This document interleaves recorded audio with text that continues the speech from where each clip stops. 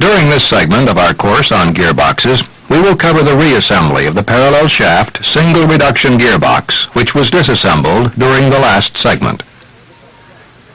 The first step in the reassembly is to replace any internal oil piping spray tubes and so forth that may have been removed during the disassembly. If for any reason the spray tube requires removal, be sure to reinstall the tube properly oriented. Remember that these nozzles direct the lubricating oil into the gear teeth as designed by the manufacturer. In this gearbox, oil is directed into the teeth of the gears as they mesh. However, in other designs, you may find the spray tubes directing oil into the teeth as they disengage. Now check the bearing contact of the 4 sleeve bearings with their respective shaft journals, as has been detailed in Module 4.18. Having satisfied yourself in this respect, install the bottom halves of the low-speed gear shaft bearings in their housing fits in the lower half of the gear case.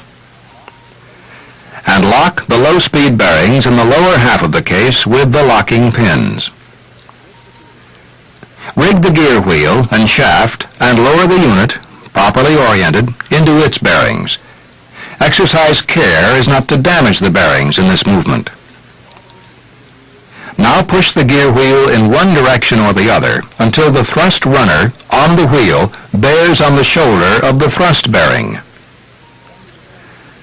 Then with a set of feeler gauges, measure the clearance between the thrust face of the opposite bearing and that of the thrust runner on the gear wheel, as this workman is doing here. This measurement here is the gear float within its bearings, and should not exceed that allowed by the manufacturer's specifications. Now, using half of this clearance as a gauge, center the gear wheel within its bearings. Now seat the lower halves of the pinion shaft bearings in their respective housing fits in the lower half of the gear case. Now, meshing the matched marked teeth of the pinion with those of the gear wheel, lower the pinion into its bearings. With both the gear wheel and the pinion meshed and resting in their bearings, recheck the teeth match marks. Now, in accordance with your previous instructions on the installation of sleeve bearings, Module 4.18, the following must be checked. The bearing to journal clearance.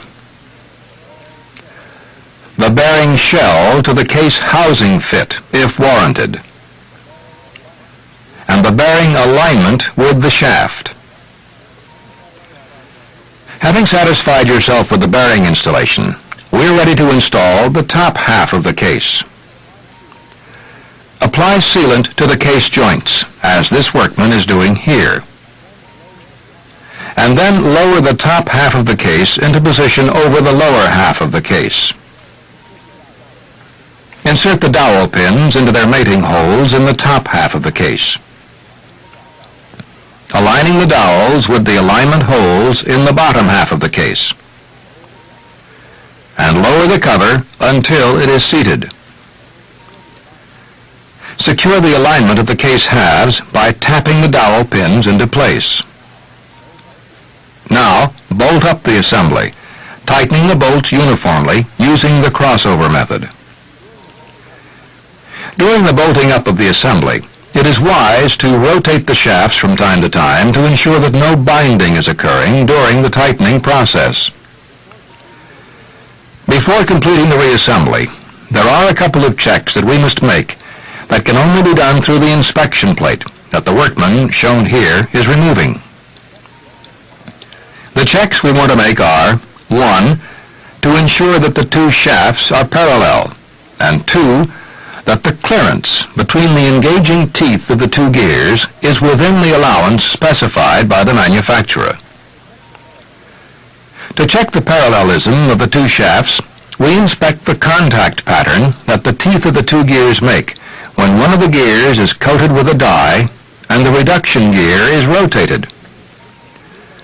To do this, remove any oil on the gear and apply a light, even coat of Prussian blue, or its equivalent, to 3 teeth across their entire width of the pinion gear. Now, with one man restraining the rotation of the reduction gear, rotate the pinion in its operating direction 3 or 4 revolutions. Now inspect the tooth contact pattern on the gear wheel.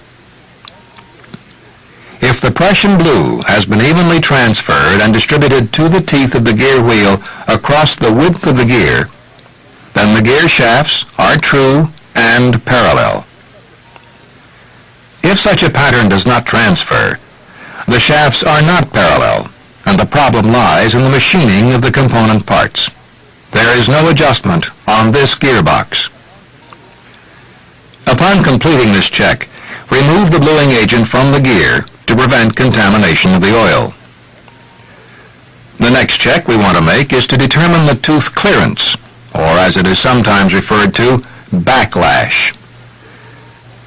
In short, you must check the fit between the 2 gears to determine whether or not the fit is too tight or too loose. If the 2 gears are fit too loosely, there will be excessive pressure on the outer ends of the teeth. The result is that the gears will chew each other up in a relatively short period of time. On the other hand, you must allow some space for the gears for expansion when they heat up. If there is no room for expansion, they will push against each other, creating excessive friction and heat. For these reasons, it is extremely important that just the right amount of backlash be allowed between the gears. To make this check, lock the shaft of the gear wheel, or otherwise ensure yourself that this shaft does not turn during this check. Now, mount a dial indicator on a convenient part of the gearbox, with the foot of the indicator engaging a tooth on the pinion gear in such a manner as to indicate rotation of the pinion gear. Rotate the pinion gear to remove any slack in the engaged teeth of the gears. And zero the indicator. Now rotate the pinion gear in the opposite direction until it is stopped by the gear wheel. This rotational slack is the clearance in the teeth, and this backlash can be read directly on the dial indicator. This reading should be made at 4 locations on the gear wheel, 90 degrees apart, and compared with allowances specified by the manufacturer of the gear. As with parallel misalignment, there is no means of adjustment to correct excessive backlash, and the cause lies in improper machining of the component parts making up the gearbox. Having completed these checks, reassemble the oil pump. And with the oil pump bolted on its bracket, mount the pump on the reduction gear. Next, replace the pinion bearing end cover. Don't forget to replace the air baffles. And connect up all external piping. Reinstall the oil strainer. And secure it with its cover. Lubricate the gears generously with oil. And bolt up the inspection cover. Upon tagging the gearbox for its return to service, your job is complete, except for cleaning up your work area and putting your tools away.